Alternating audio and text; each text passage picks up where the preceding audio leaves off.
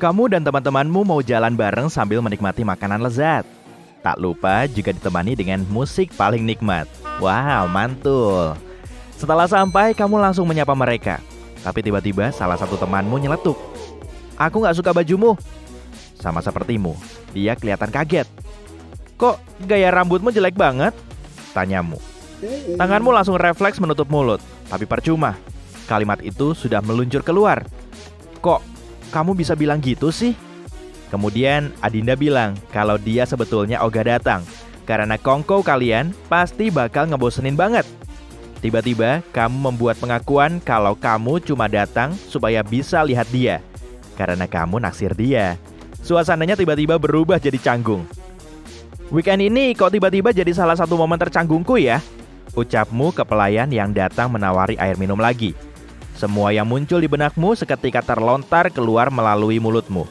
Teman-temanmu juga sepemikiran. Kalian akhirnya sepakat untuk diam saja agar nggak terjadi hal konyol lainnya. Sambil menyusuri jalan, kamu mulai mengingat-ingat lagi kejadian yang kamu alami. Orang-orang di sekitarmu kelihatan bersemangat. Ada cowok gempal, berjenggot lebat, dan berjaket kulit. Sedang ngobrol keras melalui telepon. Dia bilang warna favoritnya pink, dan dia pengen banget jadi tukang kebun. Dia juga mengaku kalau dia nggak suka naik motor. Sesaat kemudian, wajahnya memerah. Lalu, dia bilang ke lawan bicaranya kalau obrolannya tadi nggak serius. Akhirnya, dia menutup telepon dan langsung tancap gas. Cewek di depanmu menghentikan taksi yang lewat sambil bilang, "Uang saya cuma 50.000, bisa antar saya?" Tanyanya. "Oke, tapi saya agak ngantuk. Bosen banget nih jadi sopir taksi terus." Dia menutup mulutnya, tapi sudah terlanjur terucap. "Hariku super duper indah," seru cowok di seberang jalan. Dia senyum-senyum sendiri sambil pakai headphone. Pasti belum nyadar kalau dia baru saja teriak-teriak. Kamu nanya jam ke wanita yang lewat di bawah balkon rumahmu. "Saya nggak sempat ngeluarin HP buat lihat jam," ucapnya, tapi segera minta maaf. Kok mereka jadi jujur banget gini sih? Konsep bohong dan memendam pemikiran liar sepertinya telah lenyap. Saat berpapasan dengan tetanggamu di lift, kamu langsung bilang, musik rock yang dia mainkan tiap malam cuma bikin berisik dan sakit kuping. Dia membalas, "Sepatumu selalu dekil." Setelah sampai rumah, kamu langsung mengecas ponsel dan nonton berita. Pembawa beritanya menyampaikan ramalan cuaca dan reaksi di tubuhnya setelah dia sarapan.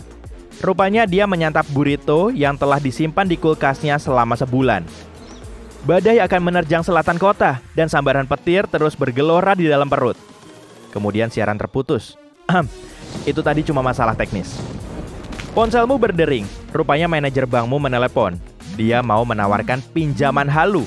Iya, dia bilang begitu. Dia pengennya kamu nggak akan bisa membayar tagihannya agar bank bisa terus mendapatkan bunga.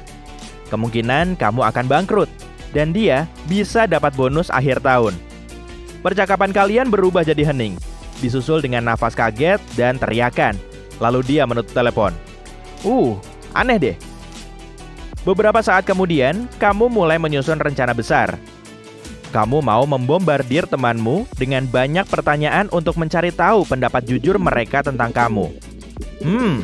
Kamu memang gak takut berkata jujur sih, tapi mendengarnya langsung dari teman-temanmu tentu akan lebih menarik.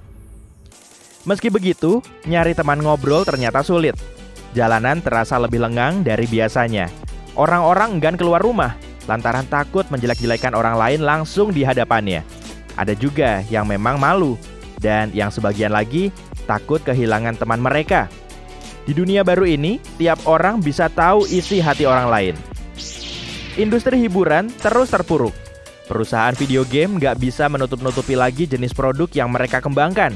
Kalau ada gangguan, CEO-nya langsung mengumumkan ke publik. Nggak ada lagi yang bisa disembunyikan. Saham pun ikut terjun bebas. Saat kamu nonton trailer teaser game baru, grafis dan musiknya bagus, tapi alur ceritanya sangat rumit. Lalu tiba-tiba, sejumlah penulis kode bilang kalau game ini akan jauh lebih jelek setelah ada di pasaran. Ngapain repot-repot beli kan? Industri film juga sama saja. Produser dan pemain nggak bisa mempromosikan film baru mereka kalau mereka sendiri nggak menyukai hasil karyanya. Banyak orang nggak mau melakukan wawancara live dan jumpa pers. Mau gimana lagi? Filmnya jelas nggak akan meledak di pasaran lah kalau semua aktornya bilang kualitas film tersebut jelek. Banyak seleb mulai mengungkapkan isi kepala mereka yang sebenarnya, dan pastinya berakhir buruk.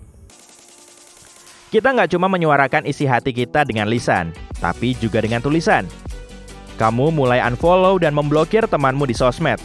Kamu juga bilang kalau kamu follow mereka biar kamu lebih ngetop aja. Banyak orang mulai mengunci akunnya biar nggak sembarangan di-tag atau di-mention orang lain.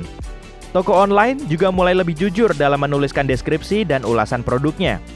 Calon pembeli jadi sangat terbantu, dan kamu bisa sepenuhnya mempercayai mereka. Tombol like pun mengalami perubahan besar. Kamu nggak bisa asal nge-like semua foto temanmu, tapi kamu perlu benar-benar menyukai foto itu. Kalau enggak, jarimu akan tiba-tiba menulis komentar. Banyak orang juga mulai menghapus foto profilnya. Ekonomi global jadi nggak stabil. Pemegang saham dan CEO takut diwawancara. Harganya juga berantakan. Lalu solusinya apa? Diam aja dan nggak usah kebanyakan mikir. Bank dan perusahaan asuransi di seluruh dunia tutup. Penipu menjadi kelimpungan karena nggak bisa membohongi orang lain lagi. Lucu juga melihatnya.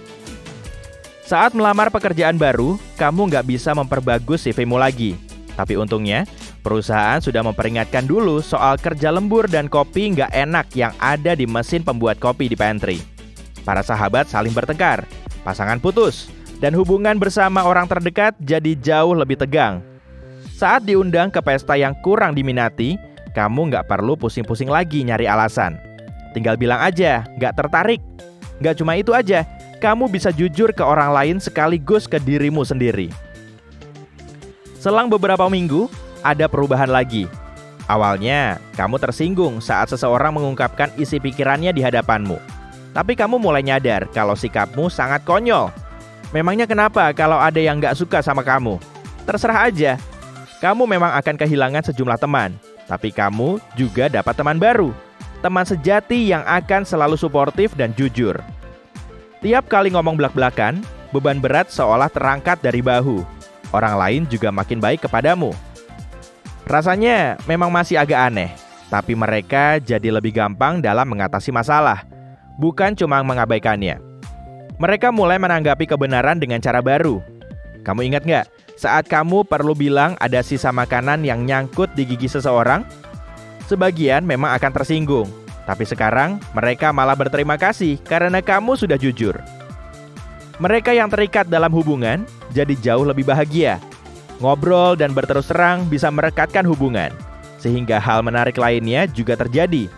Saat menyukai rambut atau baju seseorang, kamu tinggal bilang aja. Mereka juga jujur, jadi nggak ada lagi yang menganggapmu aneh. Dan kejujuran ini membuat manusia lebih sehat. Karena kita semua lebih santai dan percaya diri. Masalah kesehatan yang disebabkan stres mulai menghilang. Manusia juga sudah jauh-jauh dari rasa malas. Karena kamu nggak bisa lagi bohong soal kerjaanmu di depan bos. Kamu mulai bekerja lebih keras. Kalau nggak mau, mending resign aja lah. Semuanya jadi jauh lebih simpel. Musik pun terdengar lebih indah. Para seniman makin banyak menciptakan lagu yang lebih jujur dan berani.